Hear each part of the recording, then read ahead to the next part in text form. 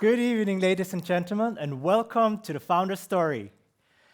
It is a true honor that today concludes the 4th year of Founder Story, running strong here in Zurich, Switzerland, and all over the globe as well. My name is Hans, and I'm very, very excited to walk you through yet another topic we never have had here today on the Founder Story stage with panelists who are also joining us for the very first time here at the Founder Story.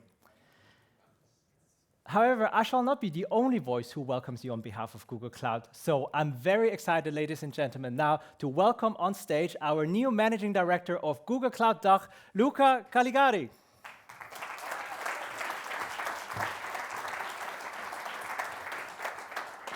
So good evening, everyone. He said it all. So yes, the new managing director coming, probably you can say from my accent, from Italy.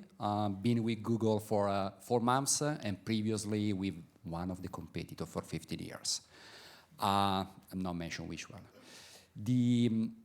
I was listening, this is the 4th year that we are hosting that part, and for me it's fantastic because if you think about, I've been in Switzerland for many years, then Germany, then back in Switzerland because I decided to be in Switzerland. Every time that I think about Switzerland, you think about entrepreneurial spirit and innovation, and this is recognized worldwide as an innovation hub, no? And today, probably, and I hope that you have the same feeling, that's also how we live our culture. We are very entrepreneurial, and we hope that you have the same perception that we are also innovative. At least the market right now is saying that we are, and that's the part where we love it. When I think about most of the generative AI startup, around 90% today are on Google Cloud. That means that the culture that we share together in terms of taking risk and being an entrepreneur works very well. And 50 of the Zuglers they started their own company here in Switzerland. And that for me is very rewarding, and that's why probably this moment are the moment where everything starts. And where we hope that we can have a very open conversation where we support you in what is a big bet for your own future, but also for us in the direction. So I believe that there is a perfect cultural fit, and that's what probably make us super proud to host again that part. And with that one, because I know that the agenda is very deep, and it's your time, it's not our time. Enjoy the rest of the evening, and I will be around to listen to the pitch. Thank you.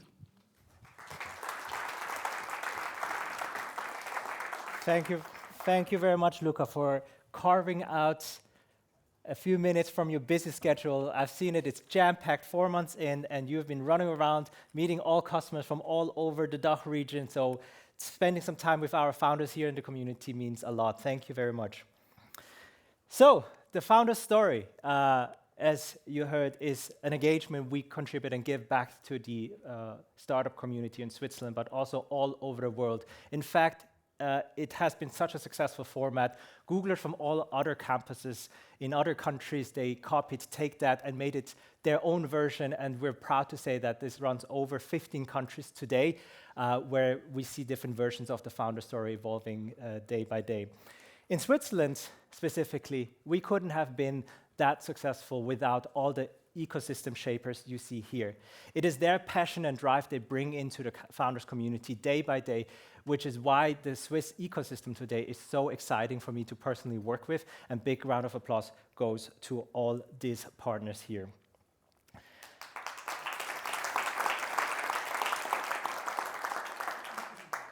Another very, very big thank you, one I'm very proud of to say, is one to you all.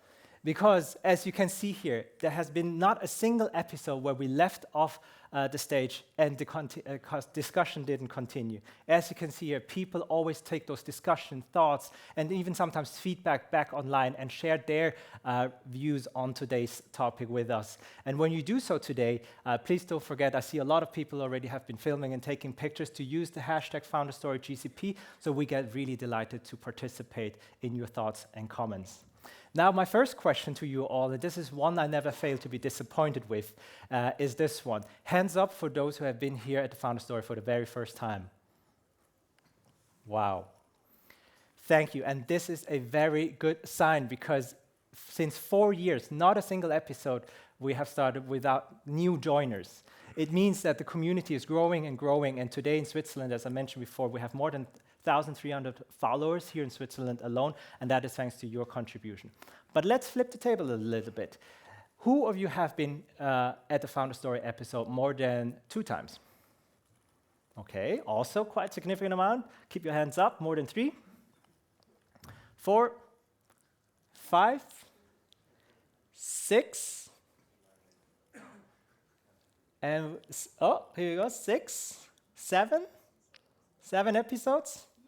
7? Yes, we have 1 winner, and thank you very much for being really the biggest hardcore fan of the Founder Story. 7 episodes, that is a hell of an achievement, and later our team will hand over a little gift to you for wishing you Merry Christmas and Happy Holidays from our behalf, and with a little surprise, because, yeah, we couldn't be here without fans, but like all of you here who has been keep coming back. Last but not least, I want to give the biggest thank you, of course, for the founders. As the title says, it is their story we bring back here on stage. And it is sometimes moments where they feel very, very vulnerable. They're blood, sweat, and tears moments where they sometimes are very isolated without access from anyone to get help with. And then relive those moments and bring it back here takes a lot of courage. And they all unilaterally did it with only one mission, is to help you all founders to become better founders as the next generation. So thank you very much also for today's founders joining us here on stage. As you have all seen in the invitation, today's topic is about from entrepreneurship to investors. And the one big question we want to answer is whether or not you need to have been a founder before to become a good investor. And to kick off the topic, I want to have you all shouting out the names of few people we see here on this slide. Any names you can think of, or the people you know, just shout out the names if you know. Gary Tan, thank you. I heard Peter Thiel, yes, that's the gentleman at the bottom. Whitney Wolf, yes, thank you very much. And can we close it off? Reid Hoffman, yes. And as we look at it, ladies and gentlemen, these are, of course, founders from very, very large companies, great success cases in the tech community, and definitely have gone through a lot of learnings to get there where they are, because these companies are all household names now. But it would be tempting now to say that they could have just leaned back and enjoyed the fruits of their work, maybe buy a nice house somewhere in the Bahamas and just cashing in their chips. But if we go a little bit further, we see that is not the case. All of them, and many more founders out there, have joined either ventures or become managing partners, or in the case of Gary Tan, even founded the infamous Y Combinator, responsible or also backing today's Airbnb, Stripe, and many more companies. So, and this is exactly the picture where we want to double down on and have a closer look to see if, again, what the learnings from being a founder can contribute to being a good investors, and also what new perspective they have gained after becoming an investor.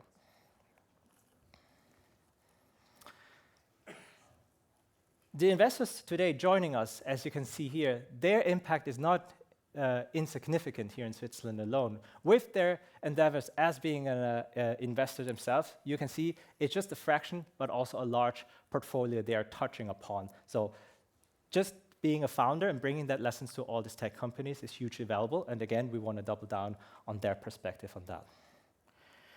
So before we kick off, for those who know what's the drill here, by the way, if you have noticed that your internet is a little bit slow now, that's because we have very thick walls, so feel free to join Alphabet Guest Wi-Fi. So then you can definitely scan this QR code and participate with the questions. Now, for our hardcore fans, you probably know that in the end, it's always a bit of a rush to go through all these questions being submitted by you. So today, we're going to try something new. I will have the questions live on my phone, and I will try to pick them up as we continue our conversation whenever we see fit and throw them in to spark the discussion today as well. So I'll give you 2 more seconds to scan the QR code. And while we are finishing scanning the QR code, I want to start introducing my first founder. He has definitely a founder's background way before many of us, maybe some of us was even born. In fact, his entrepreneurial journey started in the 80s, way before the dot-com bubble was even sneaking up on us. Founded 3 successful startups, and now tons of lessons gained from there, becoming a partner at one of the most noticeable venture firms here in Switzerland when it comes to early ventures. So ladies and gentlemen, please welcome on stage Andreas Goeldi.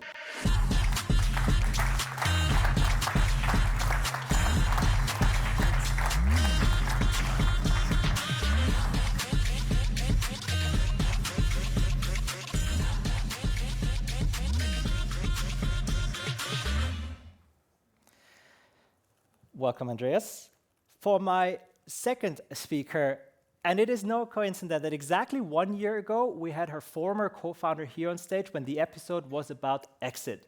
Naturally, back then, we had a lot more time to zoom in on those moments leading up to the exit, what it has meant and what it caused afterwards. But today, this is only half of the equation, and therefore, we're very excited to bring that story of Umantis back on stage and hear the perspective of co-founder of Umantis, now angel investor and board member. Welcome on stage, Nicole Herzog.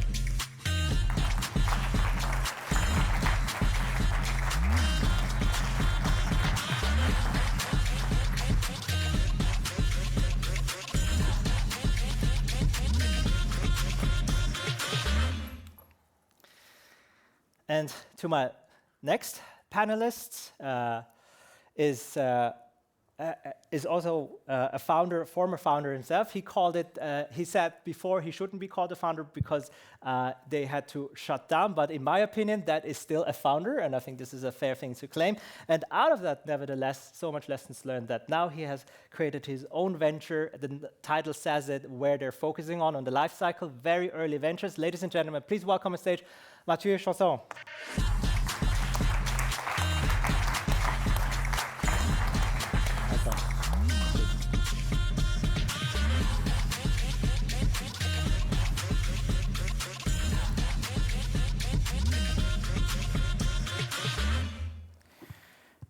So I'm having my phone ready for all the questions, and I see some are already coming in. But before we dive into the questions, let's first start with a quick round of introduction by yourself. As I said, the founder story today is only half of the equation of today's talk. So let's start with that, Andreas. Please introduce yourself a little bit and also about the startups you have founded. Sure, and thanks for having me. I started my career in, as you said, in the 80s, originally as a very early programmer during school still, then studied information management, and in 95 I started my first company at the beginning of the internet boom of the 90s. And we grew quite quickly, fully bootstrapped. In 2000 we had a first partial exit, and I then started doing some angel investing on the side as well. After the dot-com bubble burst, we went through a pretty brutal turnaround, and once the company was doing well again, I moved to the United States, originally for a study program at MIT, planned to be in Boston for a year, and then ended up living there for 12 years, and did 2 more startups there. The first one was unfortunately not successful. Can talk later about why exactly. The second was quite successful. We raised about 30 million in venture capital. We were in the field of video marketing, worked very closely with Google, especially YouTube. And in 2018, my family and I decided to move back to Switzerland, and I switched to the other side of the table, so to speak, to B2 Venture, where I'm a partner in our early stage fund. I invest mostly in AI companies, did that before it was cool as well, and also some other technical topics like DevOps, data infrastructure and such. Wow, so really deep down into the grids of founding not just 1, but 3 different companies. And also, I like that you openly say that some of them didn't work out. Nicole, now over to you. As I said, 1 year ago, we tipped upon the story of Umantis, but in your own words, with your founder hat, what is your founder's story? I feel challenged by your speed, Andreas. I'm a lawyer by training, but please forget that. I never worked as such. I co-founded actually B2Venture. And out of B2Venture, we developed Umantis. I can go to that later. We exited from 2012 until 21 or something. So we had a very long earnout. But after we had I got the first money, I started to invest as an angel investor. And one of my larger investments then was Chairwoman, which we exited. I was a chairwoman there for like 11 years or something, and we exited last year. So I basically did 2 exits. I am an angel investor, but this is, I don't do it a lot anymore because I don't have the capacity to do it. I have several board mandates. I'm chairwoman of View Ventures, for example, where I also invested. And and my hobby is space, just to start with that. Just to start with that, what was your role at Umantis? Basically everything. I was the COO, but one of my strengths is to fix problems. So I led engineering 2 times when the CTO left, and I did everything besides sales. Wow. That's not my strength. Yeah, so true founder's spirit there. No job title too high to not do the tasks. Yeah. Great. Mathieu, again, you were a little bit humble about your founding story, so tell us your founder story. Yeah, so I started out in tech at ETH in Zurich here, so I grew up in Zurich and then studied physics and did my PhD in computer science, distributed systems. And there I discovered blockchain, Ethereum, that was like 2016, in the beginning of 2016. And started there already working for traditional VCs, Lakestar and North Zone, doing tech DD for them in the blockchain space. And so like I gained my startup and investor experience always kind of like at the same time. Had joined the first startup next to the PhD, which didn't work out. It was like maybe half a year or so. And then after the PhD, I joined 2 crypto startups. One is MakerDAO, which at the time was like the largest decentralized stablecoin, 2 billion in stablecoins issued, also a similar valuation. And Cello, which was an L1 for payments. And yeah, like always started angel investing already back then, because I mean, early in crypto, you make a bit of money, like all your friends start startups, you drop some money there and you hope for good stuff to happen. Not very strategic, let's say. And then founded my own company in the bull market of 2021. We raised 3.5 million, which was the only time in my life when it was like easy to fundraise back then. Since then, it's been tougher, at least in my space. And yeah, we were building a decentralized exchange for security tokens. And so I was the CEO, we had a CTO, a chief legal person, so those were the 3 founders. And about after a year in, we realized, okay, these security tokens, they're not around. So we were too early, and that's a recurring conversation now with LPs. We are very early ventures, like you need to be careful not to be too early ventures. And often you don't really know, all right? Yeah, so the startup failed, I chilled for a bit, and then like 2 friends asked me, hey, do we want to do this fund? And we were like, yeah, okay, let's try it. A bit like the startup, and with a lot of hard work, we made it happen. And so since 3 years, we run this fund, yeah. Wow. So too early versus very early ventures, we're going to dive into that a little bit later. Earlier today in our previous conversation off stage, Andreas, you talked about pivotal moments to drive a startup to its success with having founded 3 startups. Can you bring back some of those pivotal moments you felt were key to the success later? Yes, sure. In my experience, there are always these deciding moments in a startup's life where you have to make a fundamental decision about where you want to go with the whole thing. For example, in my first startup, the original plan was to build an online marketplace for SMEs, and it turned out that in 1995, most Swiss SMEs didn't even have internet access, so they had no clue what we were talking about. So we had to decide to pivot towards serving large companies who were much more advanced and had much more money to spend.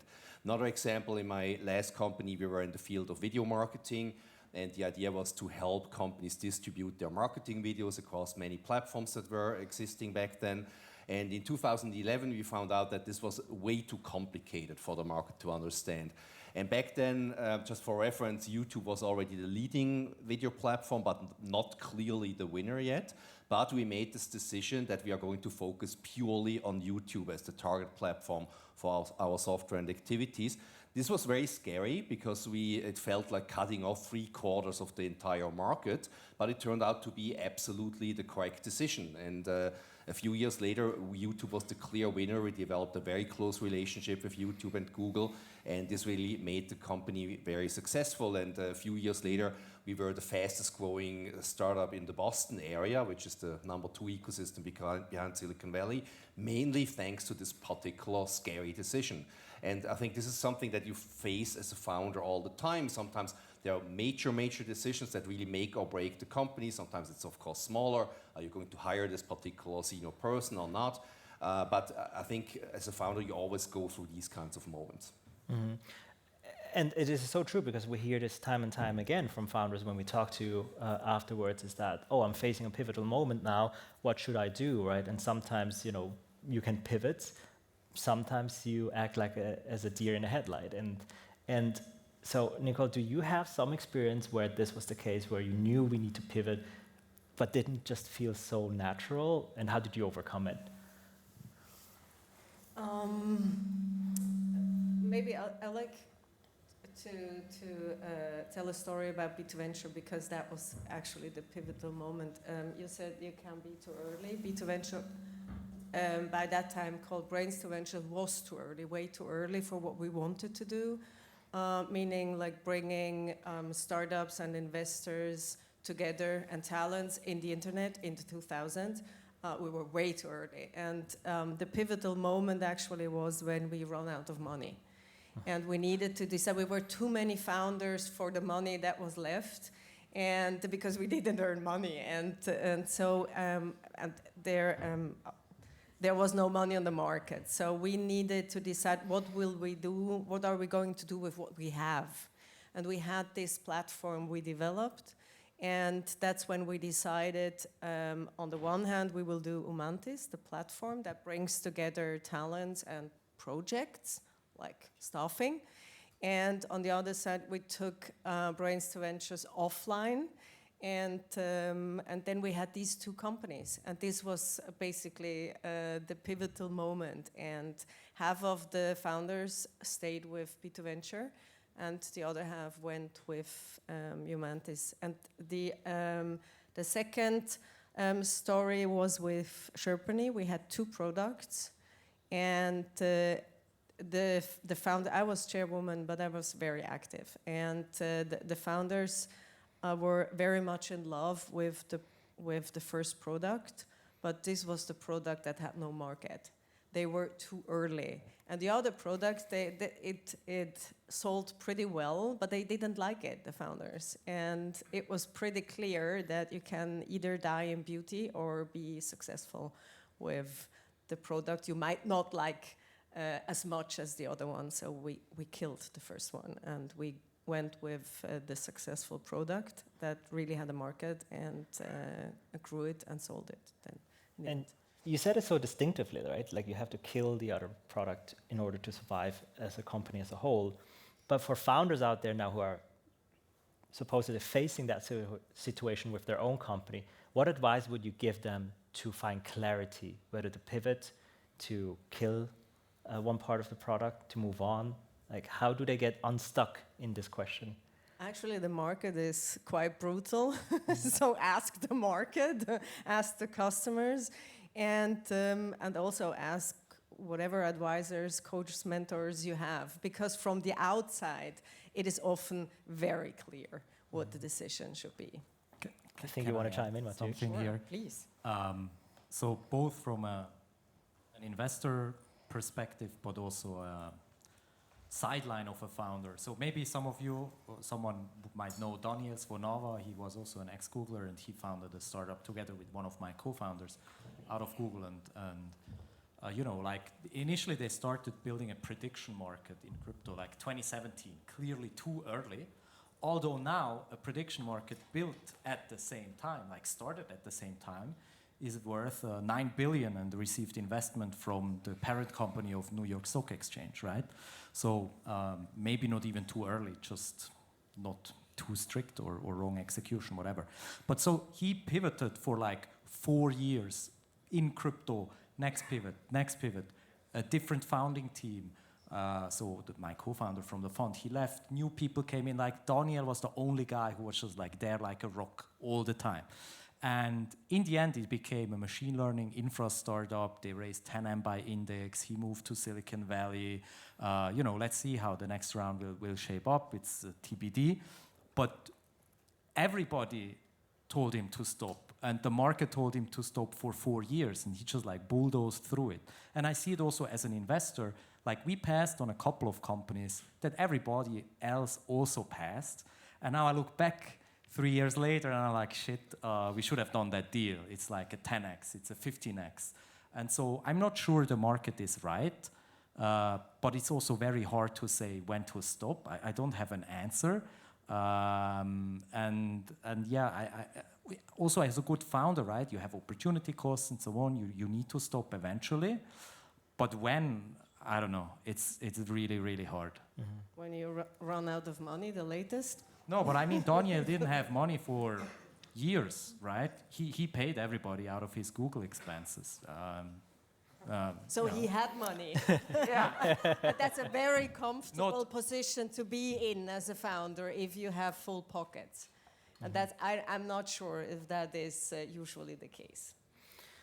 Mathieu, holding yourself a little bit accountable, now looking through the lens as an investor, what would you have done differently with your own startup back then for it to not fail? Nothing, if at all. Stop earlier. I mean, we've heard about a couple of pivots here.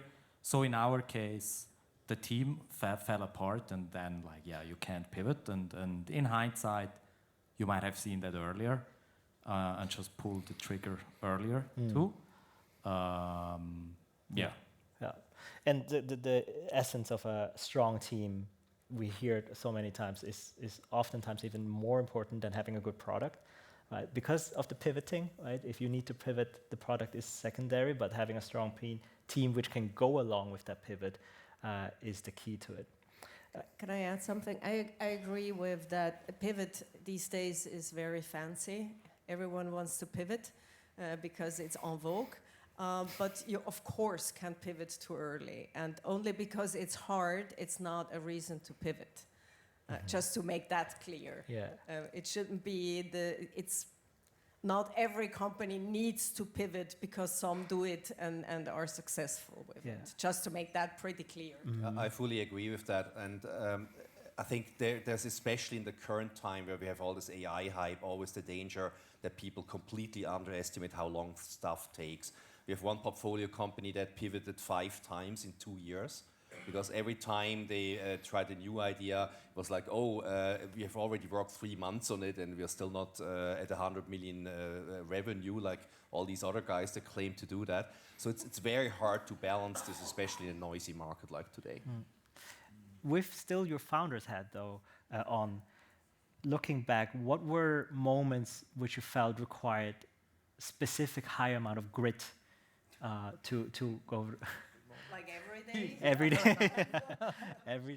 Yeah, we were joking earlier that now everybody's talking about 996 work ethic, right? You work from 9 in the morning to 9 at night and 6 times a day, and people now say that as if it's particularly interesting, and I find that quite cute, right? So That's kind of what you do in a startup. I don't want to sound like the old guy who talks about, people now are lazy. Not at all, but this is just the reality of what it means to be a founder, right? You have to work very, very long hours, and more importantly than that, you have to go through emotionally very difficult moments. I still remember when, in my first company, our best engineer quit. It was the first time a really key person quit. My co-founder called me and he sounded like somebody had died. It was really horrible. And, after a while you get used to these kinds of things, but you have these very, very tough moments all the time as a founder. Nicole, you're nodding. Yeah, I agree. It's not a walk in the park. Yeah. And you can probably ask every successful and unsuccessful founder. It's just not. And you need grit. And that's why you usually shouldn't found a company on your own, just you, because if you're lucky, you have, everyone has a different cycle when you are weaker and have more grit, and so you can support each other. But it is hard. Yeah. But you came out on the other end and you saw it through, whether with an exit or not, successful or not. So you went the full journey, and now we're pivoting to you being an investor. Earlier, Nicole, we asked you the question, and you answered quite bluntly when I asked you, why would you become an investor after having been a founder? And your answer was maybe sharing here with us. Yeah, actually, it was quite the logical next step. With we received money, and what should I have done with my money instead than investing in startups and doing just what others did with me? And so it was the logical next step to do that. Was it as obvious as for both of you as well? Yes, because after 3 startups, it really felt to me like, okay, I've done this now, right? Next time probably is going to be similar again, because startups, yes, every startup is different, but there are many patterns that repeat themselves, right? And I just felt, okay, that's it for me now. Let's do something else. And I would also echo what Nicole said, that in a strong ecosystem, you have people who have done a couple of startups and then switch to the investor side, be it as a VC or as an angel investor. And I've seen this during my time in the United States, that the mature ecosystems like Silicon Valley or Boston have a huge community of that, right? And in Europe, we don't have that quite yet. In Europe, it feels like when somebody has an exit, they move to Ibiza and do real estate investing and hang out on the beach. And that's not how you build a strong ecosystem, right? It's really, in the US, it's almost a moral obligation that you pay back to the ecosystem and become active as an investor or in other capacities. And I think I very much hope that we are going to see much more of that in Switzerland as well.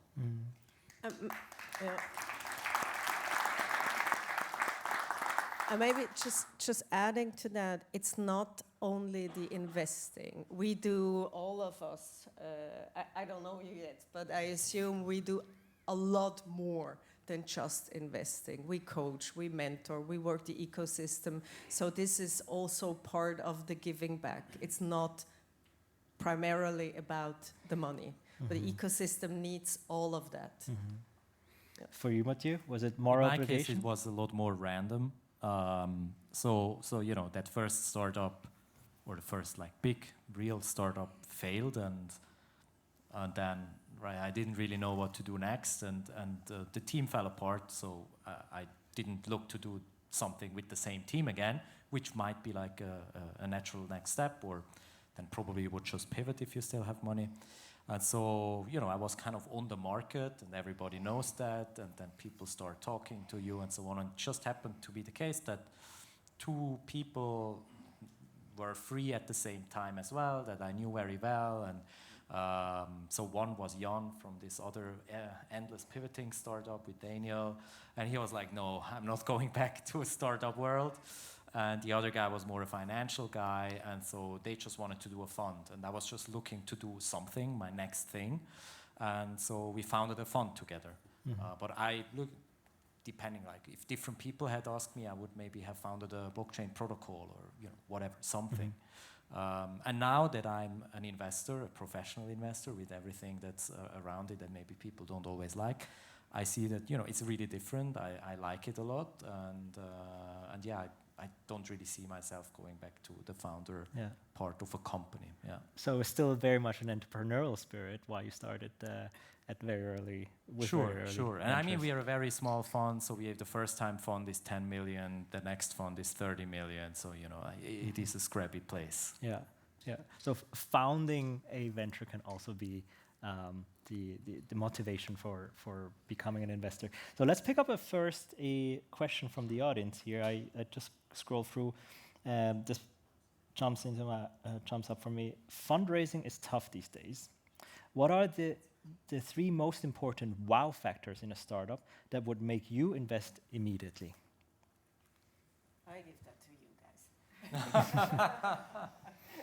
guys. Well, I often get asked, what KPIs do we have to have, etc., what technology, and that's the wrong question, right? It's really a whole picture that we need to see in a startup to make an investment decision. Obviously, team, yes, everybody knows that, right? But whenever you hear somebody say, it's team, nothing else, not an experienced investor, right? Sorry to say, it's team in combination with what market are they going after, what problem are they solving, are they competent to actually build a product that solves that problem, are they good at selling and storytelling, right? All these things have to come together. It's a holistic picture at the end of the day. So if you counted right, it were actually 5 wow reasons. Yes? So I'm the inexperienced investor, right? So I would say team. I think it depends also very much on the stage that you invest, right? So we are first check investors. We give money before there's anything. Like we give people money or we promise them money orally before they have founded like an LLC, when they still work at their last company. And I've made the experience, it also depends on the sector. In the blockchain sector, the market is not that well defined typically in the beginning. The pivots are like huge. Of course, you build like a very technical product. Yes, the team aspect also needs to fit what they are building, but for me, that's like part of that team part. And also in my industry, like basically every idea I've seen 100 times already, unfortunately. It's like very, very rarely that I'm excited by a new idea. So it's not that. It's just how good the team is and how good that founder product fit is. Yeah. And then there the product comes a bit into play. But I've learned to abstract a lot away. Because I built products myself before, I used to like talk with people in detail about what they want to build, where they want to go and so on. And like it doesn't lead you anywhere good because this is all going to change, right?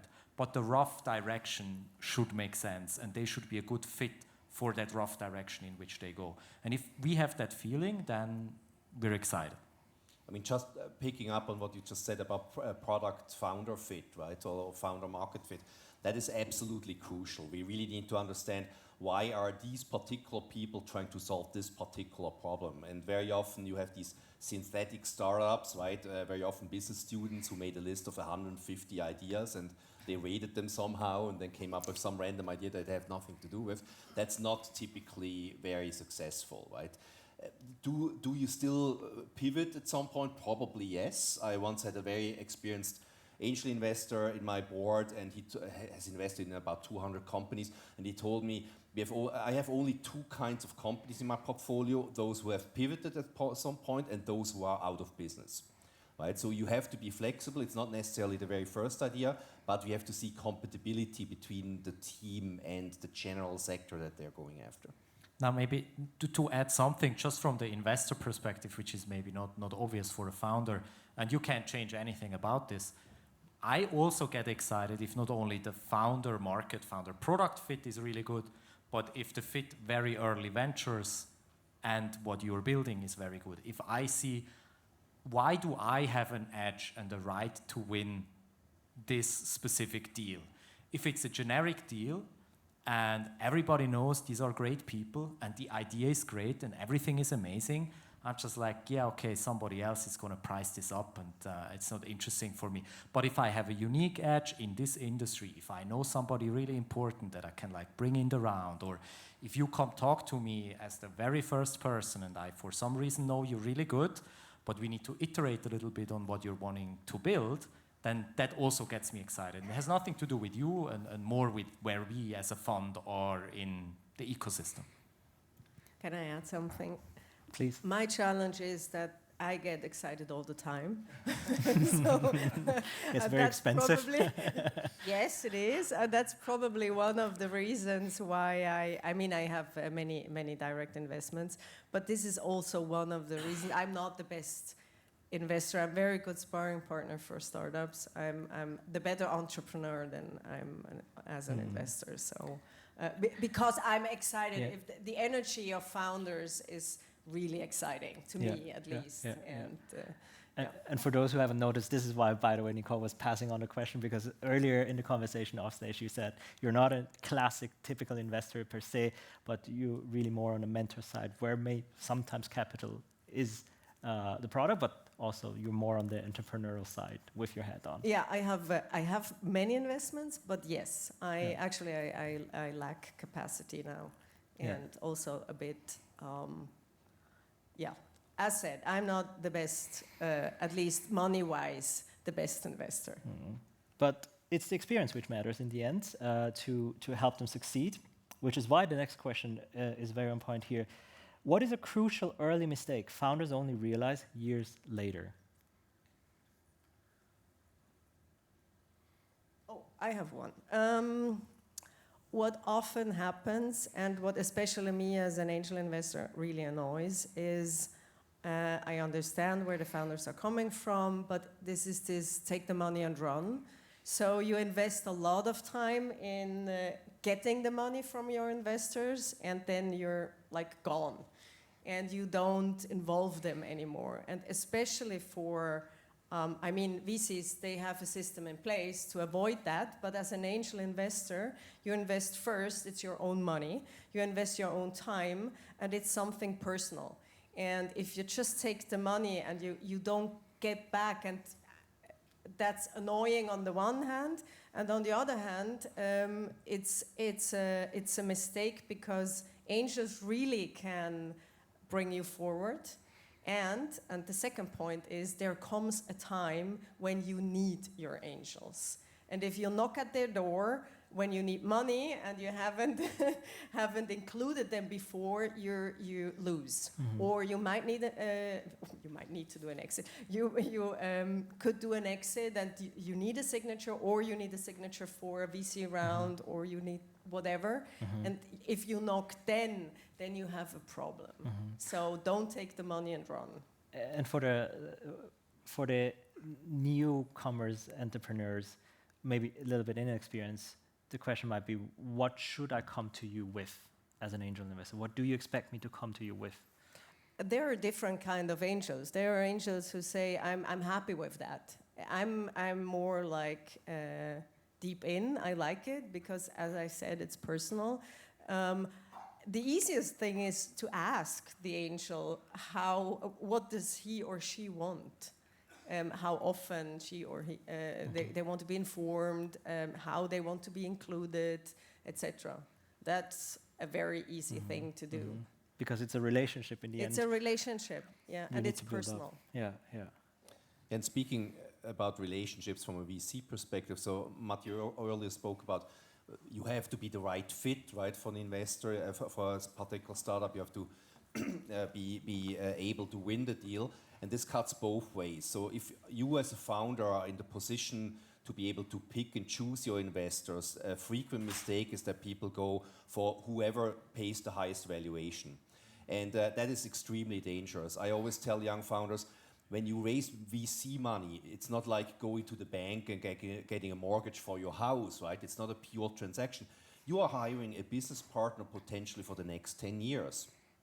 I'm going to be on your board of directors. At some point, after a few rounds, you are diluted so much that your board of directors can fire you from your own company. So you probably want to be very careful about who you pick to be on your board and who you pick to be your investors. So very often I see inexperienced founders, again, optimizing for valuation, or whoever gives the first term sheet in a very quick process, right? Yes, fundraising is very annoying, I know, I did it myself, right? But you want to be very careful to get to know your investors, again, because they are going to work with you for a decade. And very often this comes back to bite you after years when things are not going so well. Spoiler alert, that always happens in every startup sooner or later. And then you really want to have the right investors at your side. Yeah, adding to that, I mean, like there are so many things that can go wrong and so on. Like, yeah, it's an endless list. But as somebody investing at the first round, like many of these founders are first-time founders, and so it's their first professional financing round. That's where I'd say 80% of people like don't manage that well. And number one, they go just for whoever pays the highest bid, or they just go for whoever has the biggest brand. Perceived brand doesn't really mean quality, or they sign a term sheet very quickly without like thinking about it, and then they need to renege it, which is not great, or they can't renege it, then they're stuck with it. So like just managing that process, and I think generally, like the meta there is just that in my experience, founder underestimate how much they are in a driver's seat to shape that round and how it should look like and who they want to have in with how much money and so on. Like all these investors are very professional in playing the game that I need that much of your round, else I'm out, I will only invest at this level and I'm the best. And then they are kind of like, yeah, fighting between all these different people wanting something from them. And they could just go to whoever they want and say, this is what I want and what I give you. And almost always people will say, okay, yes. Mm-hmm. So some tips here to hopefully note. I want to shift gears a little bit because for the newcomers, if you have noticed, we have one empty chair yet to be filled. And we always give our best to find someone in the Google ecosystem who can contribute with a specific perspective to elevate the conversation. So the Googler I'm very excited to welcome on stage has previously working at Uber, pre-IPO at the Bay Area, and then, as we heard, also bringing the entrepreneurial perspective from the US, but now working here at Google Cloud Switzerland. So I'm very excited, ladies and gentlemen, to welcome on stage my friend and colleague, Chris Craig.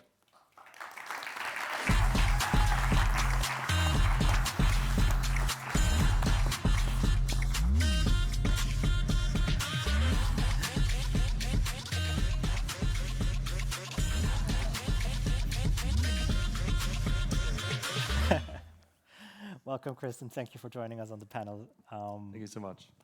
So, Chris, yes, you do work at the Google Cloud sales team here in Switzerland, but you wear various different hats when it comes to the entrepreneurial world. So can you give us a quick introduction about yourself? Yeah, first off, it's been an amazing conversation so far. I really enjoyed it a lot. As Hans mentioned, I'm originally from the US. I've been living in Switzerland now for the past 5 years.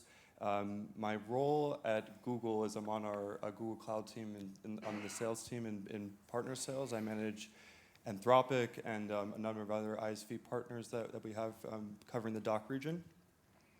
But what Google allows us to do is we have some flexibility to do things in addition to our primary roles. So as well, I'm a Google for Startups mentor and coach.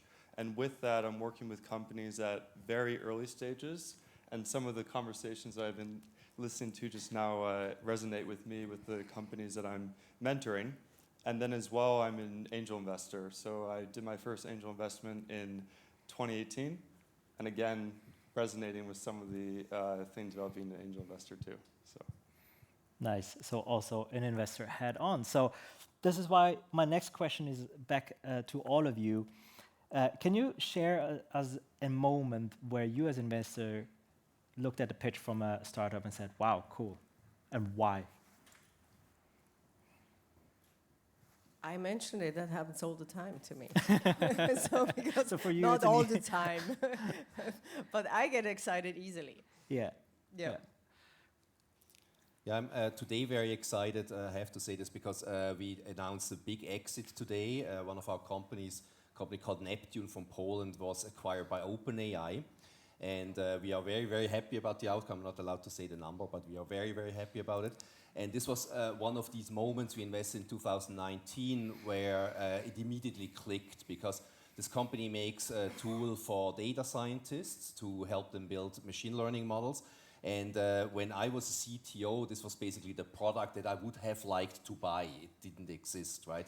And when this company pitched me and told me, look, this is what we are doing and so on, this was immediate love at first sight, right? And of course we did due diligence. You can't get too emotional about these things. But I think when you have this fit of, I deeply understand the customer problem, in this case because I was the customer previously, right? And this is an outstanding team that has an extremely fresh approach to the problem and really, really thoughtful. I think these are these magic moments that you experience as an investor. Yeah, definitely a wow moment when you have an exit afterwards. So congratulations Not for that. So Chris, Mathieu, what are your wow moments when you look at startups? Yeah, just our last investment is a good example. So sometimes, you know, we invest very slowly. So it could be we meet the founder and only 2 months or 3 months afterwards we decide to invest, and then we don't have that wow moment or the pitch moment. But the last startup we invested in, I knew in the first call, okay, 90% chance we're going to commit. And we committed like loosely after 48 hours, then did the DD for like all the legal stuff, but basically given no red flags, we'd invest. And what they are building is a funded trading platform. So like you can trade, and you can think of it like getting leverage, or people give you money to trade as kind of a retail hedge fund manager. And why it clicked so much was because I knew the problem very well, because I know the founder of the largest funded trading platform outside of the blockchain space since years. And so I knew that company, how it works, how profitable it is, how they built it, and so on. So that's the rational part of it. But the emotional part of it is just I knew it, right? And I liked the guy, and I thought, okay, there's a good business problem here. And that's just me being aware of it, not necessarily rational. And so then the product founder fit was amazing, because the guy was an investor and he invested in a company that just got sold for 200M in the space. And he had some improvements, you know, that he thought about what they could do. And the company was now out of the game, right? They were sold, they rest and vest. It's not really competition anymore, and he can start a new one. And he has a great team assembled. Okay, perfect. And I had my unique angle, because in the end, like, it was us, another fund, and the founders of this traditional platform that put this round together. Mm-hmm. And I could just call him up, and they decided within 2 days as well. And that is pretty magic. Like, mm-hmm. You know, that happened out of 22 portfolio companies maybe 2 or 3 times. Yeah. But sometimes it does. And I think this is a really important lesson to hear now from Mathieu, because first of all, investors are humans too, and nothing gets them exactly. They're not just money givers, and nothing gets a human more excited when they feel like they can contribute to a success, right? And that's what I hear clearly, like, from your story now. So it clicked where suddenly all your dots started clicking, like, oh, can add this value. And so it's not just about the money and the 10xing of the value, but it's also the impact you can contribute. Yeah, and if you know how you can add value, that gives you a unique insight, and so you have a better ability to understand the business and the team and everything in front of you, and so you have a better risk-return profile in making this investment than just like somebody without this background, right? Mm-hmm. Maybe can I pick this? Because there is a difference between VCs and angels, because as an angel, you're more flexible when it comes to growth trajectories. You have different, or you're allowed to have different criteria to invest. As a fund, of course, you need to have the fund in general.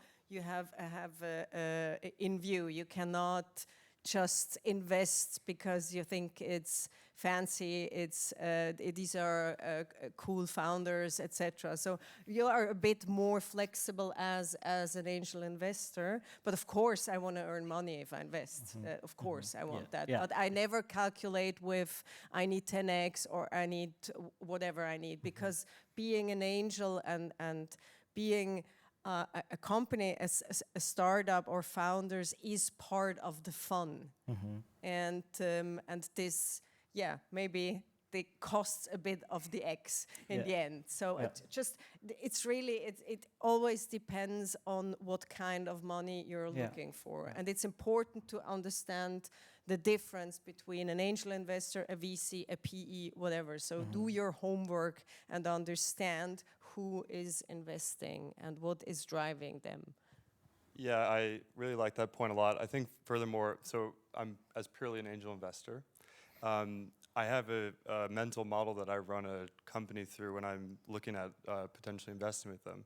So first, is the market large enough? Is the TAM large enough when they need to pivot? As you were saying, they're going to be able to pivot. And then secondly, is it introduced from someone that I really trust? Like really trust in my network, like the top people I have in my network, introduced via them, or they're backing the company. And then the third thing I look for is if they've exited, been a founder before, and they have that grit. And that's part of where it's the bet on the founder, maybe inexperienced investor, I'm not entirely sure. But those are the three criterias that I bring it through in a mental model. And as an angel investor, you can get caught up in the visionary parts of these ideas and the exciting pieces of them, which I think, and you're typically investing early stage, obviously. So now there's a position where there's very high risk. But you don't have to put it through this return framework with certain MIOC or something like that. You can really just invest based off of how you want to do it.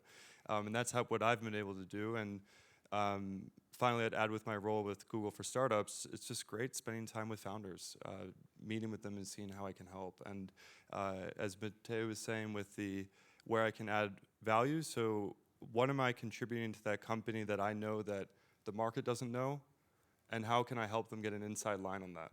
Right, and that's kind of how I think about a company and how I position myself in the investment. I'm not sure if Mathieu or Andreas will agree, because the third most avoided question here is what tools and methods, so it's getting technical now, what tools and methods do you use to validate the value proposition of a pre-revenue startup? Well, it's more an art than a science, to be perfectly honest. But nowadays, not surprisingly, we use a lot of AI tools to do very quick market analysis. For example, 2 years ago, when I talked to a startup for the first time, I typically flipped through the pitch deck, right? Maybe I Googled a couple of things about the market, but it was very much about letting the founders talk and explain what they are doing. Now I put this into both Gemini and ChatGPT, all pro versions, most expensive version because it goes really into detail, and let these things do market research before I even talk to the startup, right? So I already am informed about what is the competitive situation, how do they line up with their value proposition, and so on. And that's great because you can have a much more informed discussion with founders when you have this background. It also, frankly, makes you sound smarter as an investor. And we have actually, and this is not a joke, we have actually won several competitive deals because the founders told us, you guys just asked the best questions already on the first call. And of course we disclose, it was AI, etc. But still, I mean, we make the effort to really go into detail, right, and to study these things with the available tools that we have. Yeah, I can mirror that. Like we are now raising fund too, and so we've gone through the process of asking all the portcos about references, and what we often heard is, oh yeah, your DD process was really good. It was like quick but still insightful, and we thought you understood our business and you like made up your mind consciously. And apparently that's not industry standard, and maybe in my world a bit less than in traditional VC, because all these VC funds in crypto are younger, right? And yeah, what tools do we use? I also use AI and so on, but to be honest, in my space, it doesn't help me that much, because basically the TAM for everything is like big enough, if it kind of like roughly makes sense, and it's such a emerging world that you don't really know anyways. And it's more about red ocean competition and so on. But at the at the first stage, like if these guys raise a pre-seed now and they still work at the old company, like most likely 5 other companies are at the same stage. And I hear from other VCs, oh yeah, have you seen this company, that company, that company? And they're like, look similar. And over the last 2 months, we've seen this. So that's the competition. It's not whatever ChatGPT finds that was like founded a year ago, because that's already old. So yeah, a lot of gut feel. Okay, so not so much magic sauce other than the human factor, as you can see. So despite all the AI love, you can get away with having to meet your investors in person and excite them as well. So I want to pick another question here from the audience, and maybe to set the context a little bit. If you search globally, 90% of startups fail. That's a statistic. If you zoom in into Switzerland, I think, what is it, like 84% make it through the year 1, and if you go further down the line, about only 50% make it past the 5-year mark, right? So it's a high-risk business when it comes to the investment perspective. Here's the question: how do you balance your fund and investment if most investments, in brackets, high risk fail? Example, Volocopter or other high ambitious companies. So how do you balance? How do you balance your funds or investments? How do we balance the fund? Well, it is always a portfolio perspective, right? I mean, obviously, startups have a high failure rate. There's no way around that. Yes, we of course try our very best to pick the ones that are going to win, but especially high risk, high reward companies like Volocopter, right, is a typical example, have a high probability of failure, right? And if they succeed wildly, and that's basically what we see is it's a game of outliers. Out of, I would say, a typical fund in our size makes about 30 investments, and we assume that two of these investments will pay back the entire fund and generate most of the returns, right? And the others are either going out of business or end up with a result somewhere in between that is not bad but not super exciting, and that's just the nature of the game. Maybe from an angel's perspective, I mean, the balancing is my wealth in general. So I only invest, of course, part of my money in startups, because otherwise it would be very stupid. And investing, what I started, and we talked about it before, is that I also invest in parallel to the Beta Venture Fund, for example, where they do the work. So I outsourced my emotions to Andreas, basically. And then I invest, so I balance that like that. So it's more a portfolio view on my general wealth. Yeah, so meaning that you let others do the due diligence and first I only invest part of my money. Yes. I cannot say that enough, because that's very important. Only as an angel, only invest if you can lose it, because otherwise, please don't invest. And also part of my direct investments are managed now by Beta Venture. And of course, I invest in VCs as well, so that's also part of how I balance it. So from a fund perspective, it's just portfolio management, right? And then the question is, are you Peter Thiel? He was on the board, like super concentrated, 10, 12 companies in one fund, one company, 20% of the fund, like going into it. That's the extreme. Like professional LPs like that, because historically these types of funds, the good ones, have outperformed. And then there's the other area, up to 60 or 100 investments in a fund. So we are rather concentrated for pre-seed, targeting 25 in Fund 1, 30 in Fund 2. What is interesting, and going back to your point about ask the market when to stop, when discussing with other VCs about, should you do follow-ons or not, and like basically, if you can get into the follow-ons and you know which of your portfolio companies are good, then you should put small discovery tickets initially and then put all your fund in the few winning companies, theoretically. And what I've learned from other VCs, at least again in my space and my stage and so on, like even the investors that have invested in these companies, they're very, very bad at predicting which of these are going to succeed, at least for the first couple of years, when you could do that next round, right? So what I'm saying is just, it's so much randomness, and it's very, very tough to predict, and so you just need to invest in many. And as a founder, that's a bit hard to hear, right? Because, even if you're really good, it might just not work out. Yeah, so 2 points from my side that weren't mentioned. So the first is I have been speaking with some funds looking to invest. I'm a bit earlier in my investing career in that perspective, but the thing that when these conversations I've had with these venture funds that they've shared with me is that it's the second investment, the double down check that you do after, let's say you do a seed investment, then you do the A, and it ends up not being successful. That's where a lot of the money's lost on an investment. When you do the seed check, obviously that's not necessarily as much of an issue from a fund perspective if you lose the money, but it's typically when you get that sunk cost, you start to do the following rounds, it's multiple stages, and that's where you can run into a bit of trouble from a portfolio management perspective. So that's one thing in some conversation I've had that is something that stuck with me. And the second point is from a regional perspective. So the U.S. market in H1 2025, venture funding in the U.S. was 160 billion, and Switzerland is 2 billion, right? So it's such a big difference in scale. So are there global problems that are being solved, is what I like to ask myself.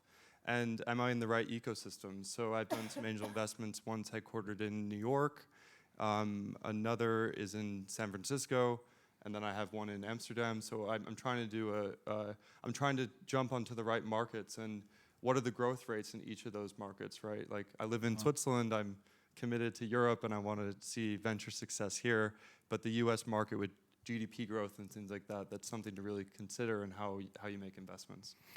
I like to take that perspective where you share the two numbers, 160 billion versus 2 billion.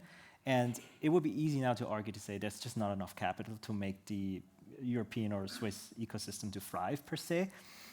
Andreas, you have seen both worlds too. Is that the full truth, or are there, for example, competitive advantages in Switzerland startups need to be aware of? Yes, absolutely. I think we have, first of all, great universities here. So the talent that is coming out of ETH, EPFL, HSG, etc., is really amazing and world class by any standard. We have a lot of industries like manufacturing still in Switzerland that are great, and for instance now are really paying into the success of the Swiss robotics industry. So there are a lot of examples like these. Having said that, of course, Switzerland is a tiny market, right? And the advantage for startups is actually that you have to go international almost immediately. And the most ambitious founders do this without even thinking, right? That's very important. We do not have enough domestic capital for late-stage growth rounds in Switzerland. That's very clear. Fortunately, there are a lot of international investors who are now coming into the Swiss ecosystem. All the big American funds are here. They really like Switzerland now. They have discovered it a few years ago.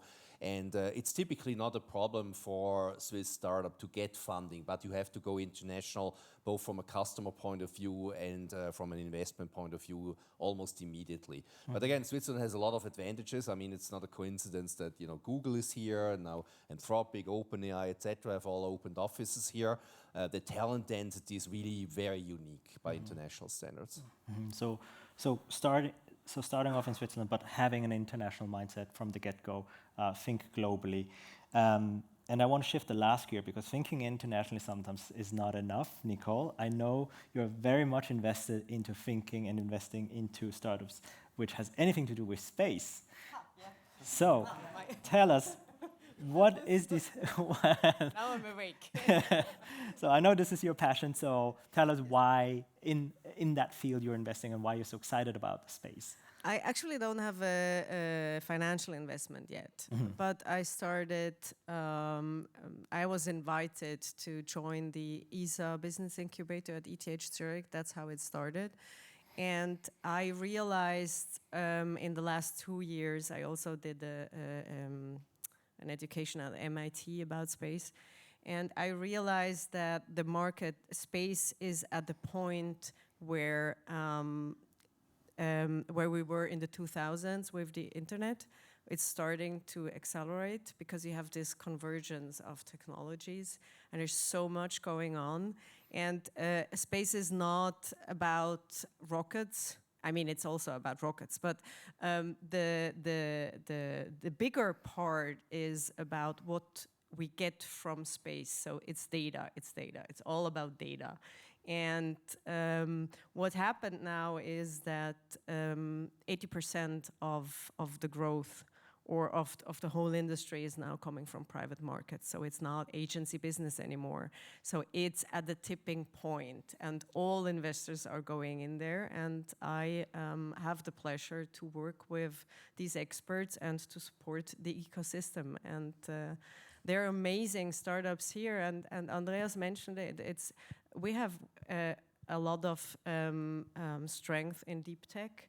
Space is also robotics. It's, you know, and that's where we are really good at in Switzerland. And I see that as a country, we have a huge opportunity to be part of that growing industry, and it's growing faster than the world GDP. So it's really accelerating. So. Yeah. So don't underestimate the engineering power we have. Think globally and sometimes even outer space. Universally. Universally. What a way to conclude. So, ladies and gentlemen, this conversation, as always, in my opinion, could go on and on forever. So, but at this stage, I want to thank you all very much for your perspective, your contribution.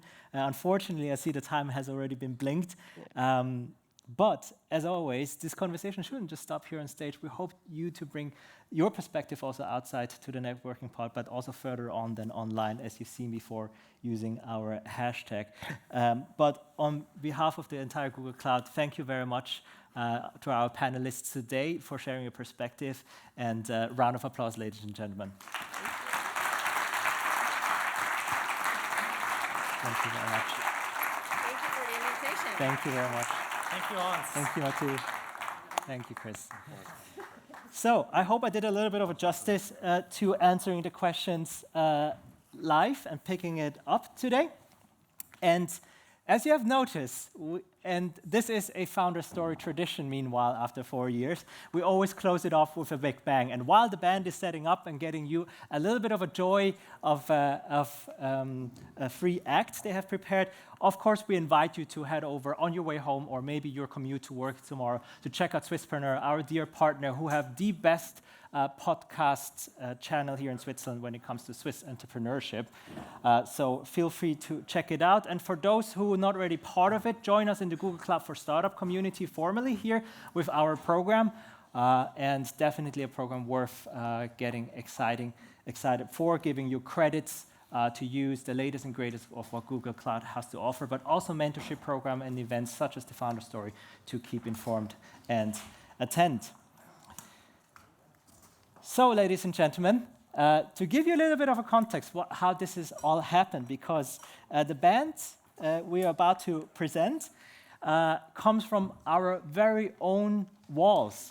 They are, in fact, Google engineers by day and rock band by night. So very often you find amazing Googlers which have more talent than they bring already to their amazing work. And in this very case, we have our own very band called Quote Unquote. And we're going to give them a few more seconds to set up. And with that, please lean back, enjoy the show, and have a wonderful evening, and see you back in a few seconds.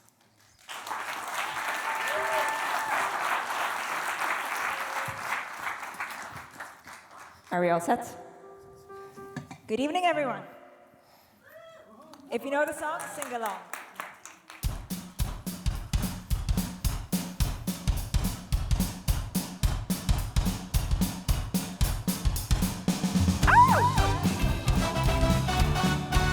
Oh, yeah. I used to think maybe you love me. Now, baby, I'm sure. And I just can't wait till the day that you knock on my door.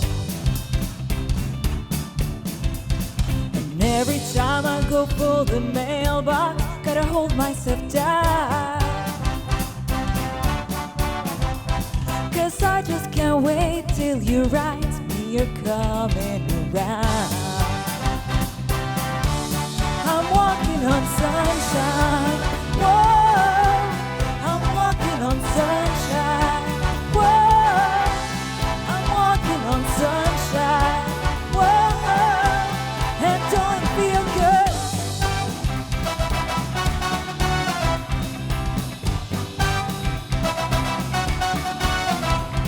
I used to think maybe you love me.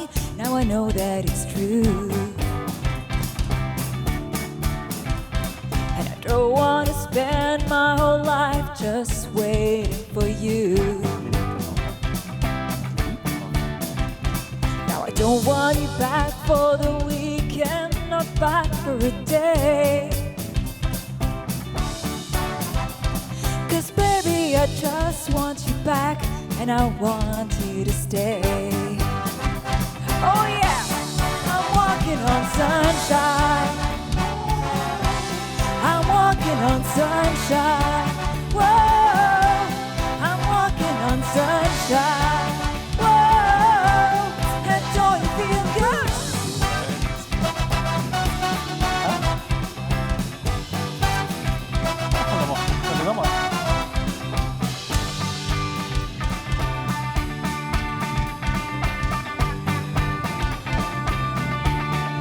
Walking on sunshine. Walking on sunshine. Walking on sunshine, baby. Yeah. Walking on sunshine, baby. Yeah. Walking on sunshine, baby. Yeah. And don't you feel good?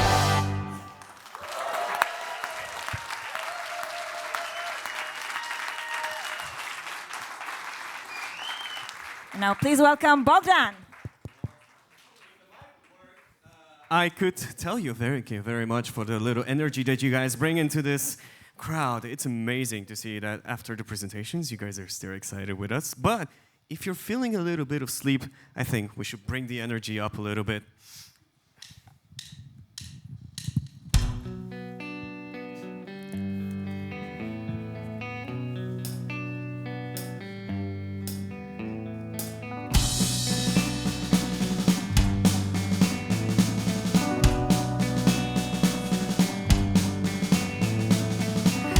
Took a walk around the world to ease my troubled mind.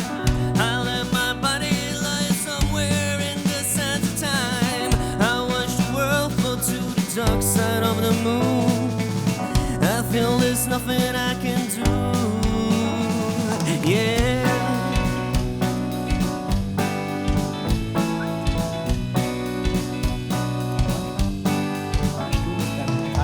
I watched the world flow to the dark side of the moon. After all, I knew it had to be something to do with you. I really don't mind what happens now and then, as long as you be my friend in the end. If I go crazy, then will you still call me Superman? If I'm alive and well, will you be there holding my hand? I'll keep you by my side, my superhuman mind, kryptonite.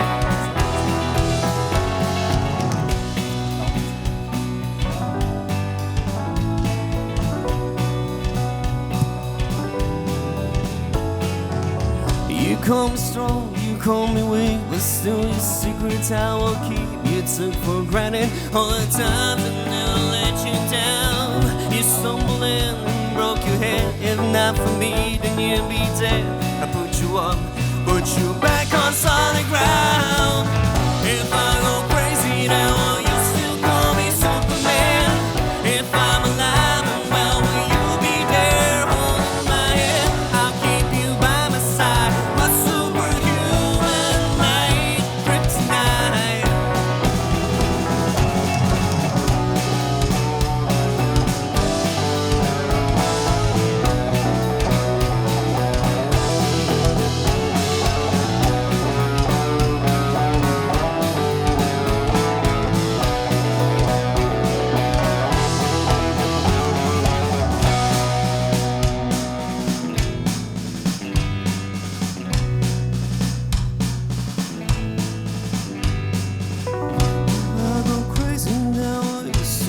me Superman. If I'm alive, will you be there holding my hand? You will show up inside my superhuman mind. Kryptonite, yeah. If I go crazy, then will you still call me Superman? If I'm alive, well, will you be there holding my hand? I'll keep you by my side, my superhuman mind. Kryptonite.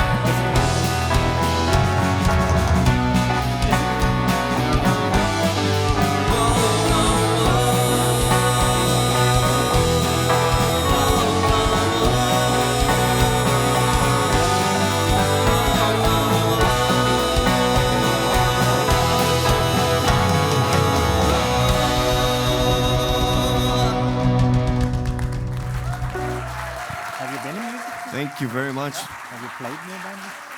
We wanted to pair up 3 songs for you tonight. One that you know, one that you maybe know if you like rock, and one that you don't know but we really, really love. So this one is one of our original songs.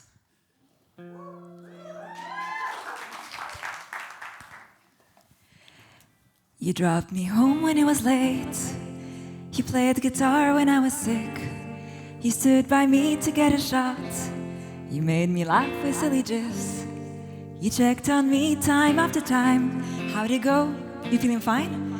Take a breath, we'll get through this. Let's sit and talk and sort it out. It's a good time for a walk. Here's a nap to meditate. Didn't you say you like to dance? Don't you forget to hydrate. This is not a fancy song, no fancy chords, no crazy rhymes. Just a few words on the guitar to tell you that you make me smile with every message on my phone, every cup of tea we share, every melody we write, and all the ways we show we care. Turn my head when I look back, lifted me up when I was blue. We spoke for hours on the couch, helped each other make it through. You got me cookies in the night and bread that you had freshly baked. Give me a book you thought I'd like and held me when I was in pain. It's all the little things, it's many big ones too. It's all the things you say and the many things you do. It's all the times you play that brighten up my day. It's every little thing, it's all the things you do. It's all the little things, it's many big ones too. It's all the things you say and the many things you do. You brighten up my day, each in your own way. It's every little thing you do. Thank you, everybody. We have been, quote unquote, with Philip, Maurizio, Vlad, Marcin, Simone, Bogdan, Antina. Thank you.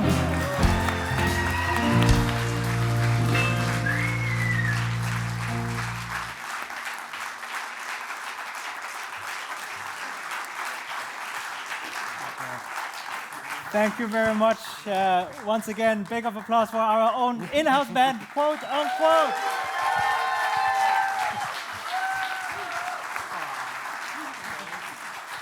What an amazing set of talents we have here. Ladies and gentlemen, once again, thank you very much on behalf of the entire Google Cloud team. We wish you happy holidays, happy new year if we don't see each other before, and then, of course, hopefully see you back next year. Thank you very much. The drinks and food are now served, so thank you very much.